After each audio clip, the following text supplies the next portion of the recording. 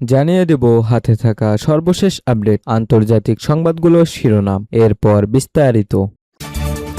17 দিনের যুদ্ধে যুক্তরাষ্ট্রের ঘাঁটিতে বড় আঘাত হেনেছে ইরান, রেজাই। আরও জানিয়ে দিব, ইসরায়েল থেকে আমিরাতের অস্ত্র কেনার গোপন নথি ফাঁস।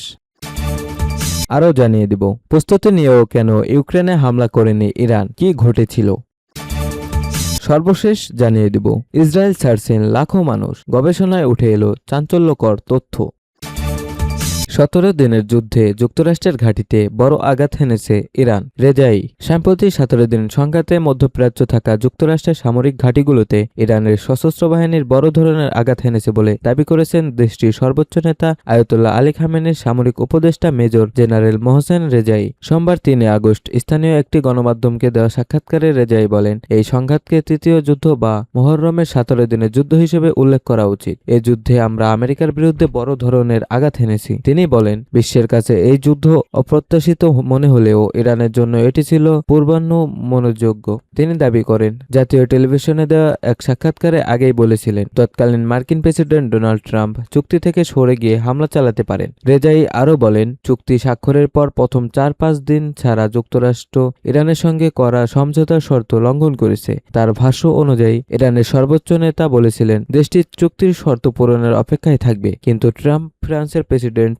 এমানুয়েল ম্যাক্রোর উপস্থিতিতে আনুষ্ঠানিক আয়োজনের মাধ্যমে সমঝোতা স্বাক্ষর করলেও পরে এর শর্ত মানেনি। ইরানের ইসলামিক রেভলিউশনারি গার্ড কর্পস আইআরজিসির সাবেক প্রধান রেজাই অভিযোগ করেন, যুক্তরাষ্ট্র হরমুজ প্রণালীর দক্ষিণ অংশে নতুন ব্যবস্থা গড়ে তোলার চেষ্টা করছিল এবং ইরানের সতর্কতা উপেক্ষা করেছিল। এর জবাবে ইরান 2 থেকে 3 দিন জাহাজ লক্ষ্য করে হামলা চালিয়ে তাদের চুক্তির আওতায় ফিরে আসার বার্তা দেয় বলে দাবি করেন তিনি। তিনি আরও বলেন, যুক্তরাষ্ট্র ও হরমুজ প্রণালীতে ইরান সার্বভৌমত্ব স্বীকার করা সমঝোতা লঙ্ঘন করে দক্ষিণ ইরানে হামলা চালিয়েছে। রেজাই দাবি করেন, ইরাকের কুর্দিস্তান ও কুয়েতে থাকা মার্কিন ঘাঁটিগুলোতে ইরানের পাল্টা হামলা সফল হয়েছে। এসব হামলার পর যুক্তরাষ্ট্রকে ওই 2 ঘাঁটি থেকে সেনা সরিয়ে নিতে হয়েছে বলেও দাবি করেন তিনি। উল্লেখ্য, মোহসেন রেজাই ইরাকের 8 বছর ব্যাপী যুদ্ধের সময় আইআরজিসির কমান্ডার হিসেবে দায়িত্ব পালন করছিলেন।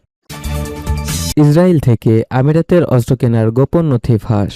ইসরায়েলের কাছ থেকে অস্ত্র কেনার জন্য আলোচনা করেছিল সংযুক্ত আরব আমিরাত। 2022 সালে ইয়েমেনের হুতিদের আবুধাবিতে হামলার পর ইসরায়েলের বৃহত্তম অস্ত্র প্রস্তুতকারী প্রতিষ্ঠান এলবিট সিস্টেমের সঙ্গে এ আলোচনা হয়। ইসরায়েলি সংবাদ মাধ্যম হারেজস ও ড্রপ সাইট নিউজ প্রকাশিত ফাঁস হওয়া কিছু ইমেইলের বরাতে এ তথ্য জানিয়েছে। প্রতিবেদনে বলা হয়েছে, 2021 সাল থেকে 2023 সালের শুরুর দিক পর্যন্ত এলবিট সিস্টেমস ও ইইউ এর মধ্যে হার্মিস 900 ড্রোন, স্কাই আই নজরদারি ব্যবস্থা, নিয়ন্ত্রণ সরঞ্জাম, প্রশিক্ষণ ও লজিস্টিক সহায়তা বিক্রির বিষয়ে আলোচনা চলছিল। প্রতিবেদন অনুযায়ী 2022 সালের 17 জানুয়ারি হুতিরা আবুধাবিতে ক্ষেপণাস্ত্র ও ড্রোন হামলা চালানোর পর এই চুক্তিকে জরুরি হিসেবে বিবেচনা করা হয়। এলবিট সিস্টেমের কর্মকর্তাদের এসব ইমেইল হান্দালা নামের একটি অনলাইন হ্যাকিং গোষ্ঠী সংগ্রহ করে। ওই গোষ্ঠী ইরান সরকারের সঙ্গে সম্ভাব্য সম্পর্ক রয়েছে বলে দাবি করা হলেও ফাঁস হওয়ার তথ্য দুটি সংবাদ মাধ্যম যাচাই করেছে। প্রাথমিক ড্রোন বিক্রির চুক্তির মূল্য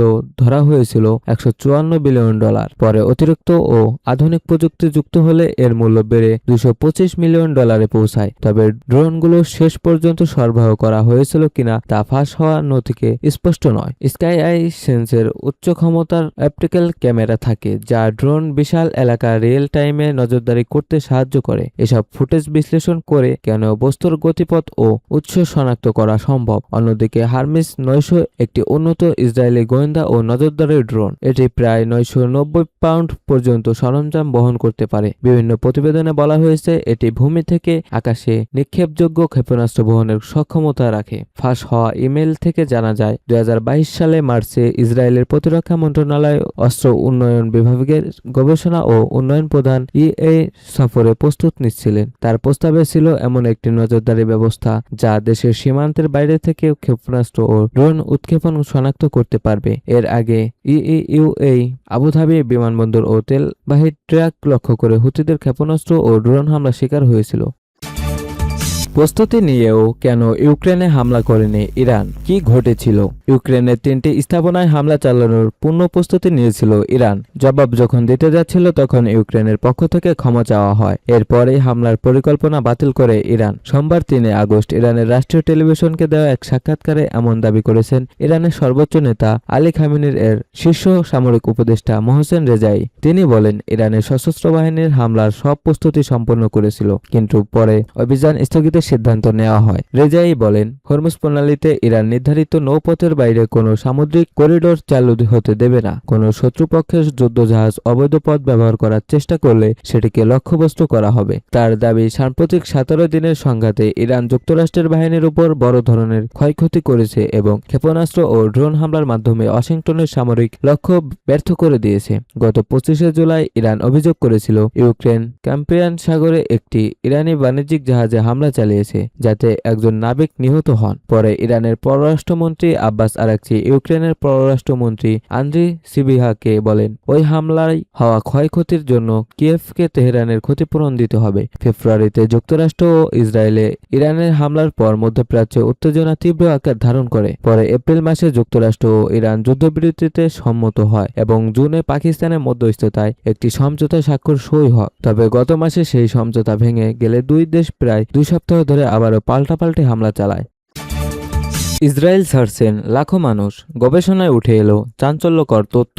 চলমান রাজনৈতিক উত্তেজনা, অর্থনৈতিক সংকট এবং দীর্ঘস্থায়ী সামরিক সংঘাতের কারণে 2025 সাল পর্যন্ত ইসরায়েল থেকে রেকর্ড সংখ্যক নাগরিক দেশ ছেড়েছেন। এই অভিবাসনের ঢেউ অব্যাহত রয়েছে, এমনটাই উঠে এসেছে তেল আবিব বিশ্ববিদ্যালয়ের গবেষকদের একটি নতুন প্রতিবেদনে। প্রতিবেদনের তথ্য অনুযায়ী 2023 সাল থেকে 2025 সালের মধ্যে 2,68,509 ইসরায়েলি নাগরিক কমপক্ষে 3 মাস ব্যাপী ভ্রমণের জন্য দেশ ত্যাগ করেন। 2023 সাল থেকে শুরু হওয়া এই প্রবণতা 2024 সালে সর্বোচ্চ পর্যায়ে পৌঁছায়। ইসরায়েলের প্রভাবশালী দৈনিক ইয়েদিওত আহরোনট তেল আবিব বিশ্ববিদ্যালয়ের একটি গবেষণায় বরাত দিয়ে এ তথ্য জানিয়েছে। প্রতিবেদন অনুযায়ী তেল আবিব বিশ্ববিদ্যালয়ের গবেষকদের পরিচালিত সীমাখায় দেখা গেছে 2023 সালে অন্তত 3 মাস বা তার বেশি সময়ের জন্য 86,509 জন ইসরায়েল দেশ ত্যাগ করেন। 2024 সালে এ সংখ্যা বেড়ে দাঁড়ায় 91,499 জনে এবং 2025 সালে দেশ ছাড়েন আরও 90,922 জন। গবেষণায় বলা হয়েছে 2023 সাল থেকে 2025 সালের মধ্যে মোট প্রায় 2,69,000 জন দীর্ঘ